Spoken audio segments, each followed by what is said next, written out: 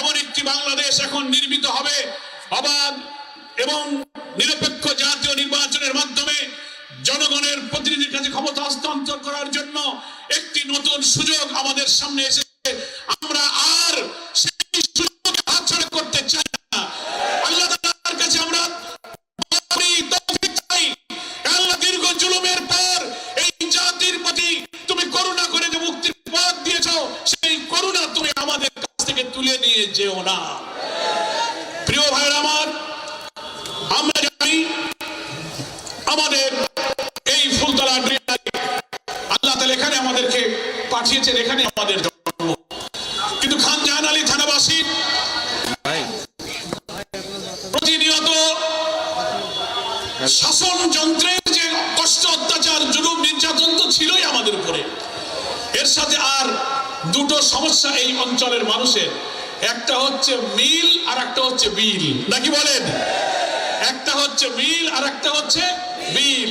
বিল ডাকাতি আর জলাবদ্ধতা, আমাদের ফসল, মাছের চাষ, ক্ষেত খামার সব নষ্ট হয়ে যায়। 60-এর দশক থেকে ওয়াদা যে বাঁধ দিয়ে পোল্ডার করেছিল, পানি নিষ্কাশন হয় না, সুইচ গেটগুলো বন্ধ হয়ে গেছে। এবার আপনারা শুনেছেন আমি সরকারের সঙ্গে, সচিবদের সঙ্গে কথা বলে যতদূর সম্ভব বিভিন্ন জায়গা থেকে পাম্প এনে সুইচ গেট থেকে পানি নিষ্কাশনের চেষ্টা করে জেলা প্রশাসক ইউনিয়নের সাথে দফায় দফায় ইসলামী এবং আমরা যতটুকু চেষ্টা করে কিছু পানি নিষ্কাশনের চেষ্টা আমরা করেছি। কিন্তু ভয় হয় অতি বর্ষণে আবার পানি জমে যায়। এই ছোটখাটো সমস্যার সমাধান এইভাবে করলে হবে না, এটা একটা বৃহৎ সমস্যা।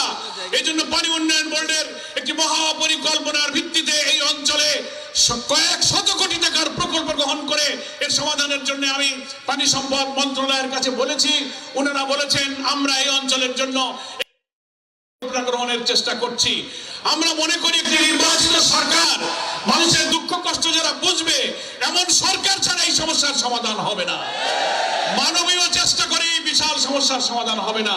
তাই আপনারা একটু ধৈর্য ধরবেন এবং আমরা এই অন্তর্বর্তীকালীন সরকারকে সহযোগিতা করব।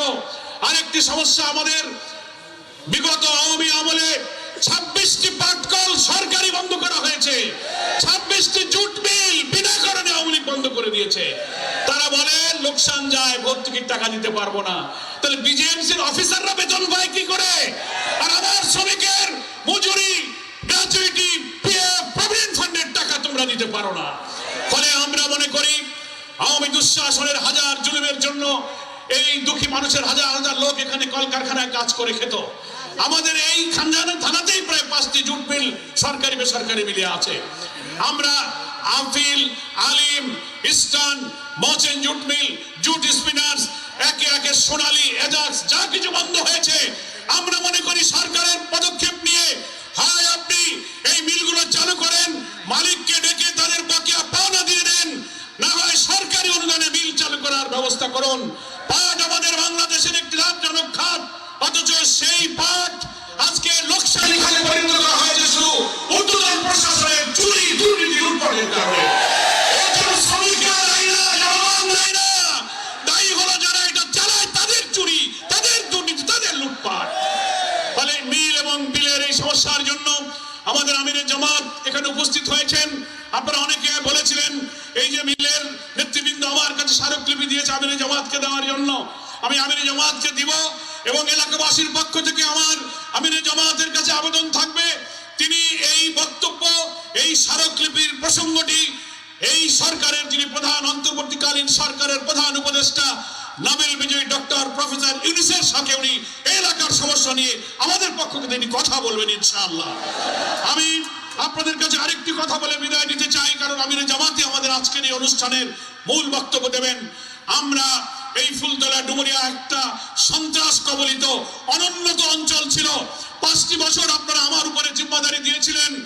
আল্লাহর রহমতে আপনাদের কাছে কৃত ওয়াদা অনুযায়ী সেই সন্ত্রাস মুক্ত ডুমুরিয়াকে সন্ত্রাস মুক্ত করে একটি শান্তির জনপদে আমরা পরিণত করেছিলাম। চরমপন্থী দুর্বৃত্ত খুনিদের কোন ঠাঁই আর ফুলতলা ডুমুরিয়ায় হয় নাই, সব হারিয়ে গেছে। উন্নয়নের জন্য কথা বলে লোকেরা যারা লুটপাট করেছেন, আমরা চেষ্টা করেছিলাম 5টি বছরে আমাদের সাধ্য অনুযায়ী এই এলাকার অনুন্নত জায়গাগুলিকে উন্নত করার, রাস্তাঘাট বিদ্যুৎ, স্যানিটেশন, খাবার পানি, টিউবওয়েল, পানি নিষ্কাশনের জন্য যতটুকু সম্ভব 52-53 বছরে যা হয় না 5 বছরে কি সব আশা পূরণ করা যায়? আমরা যতটুকু সম্ভব আমরা চেষ্টা করেছি। মহান আল্লাহ তাআলা যদি বাংলাদেশে একটি অবাধ জাতীয় নির্বাচনের মধ্য দিয়ে মানুষের কল্যাণকর কোন সরকার গঠনের সুযোগ দেশের মানুষ পায়, ইনশাআল্লাহ আমাদের এই অঞ্চলের মানুষের দুঃখ দুর্দশার লাঘব হবে ইনশাআল্লাহ। আমি এলাকাবাসীকে আহ্বান জানাবো, আসুন বাইরের অনেক নৈরাজ্য, অরাজকতা, অস্থিরতা সৃষ্টির ষড়যন্ত্র চলছে এই সরকার দায়িত্ব নেওয়ার পর থেকে। এ বিষয়ে আমির জামাত বলবেন, অস্থির না হয়ে স্থিরভাবে এই অন্তর্বর্তীকালীন সরকারকে সহযোগিতা করে একটি সুন্দর সুষ্ঠু নির্বাচনের জন্য আমরা এই সরকারকে ইনশাআল্লাহ সহযোগিতা করব।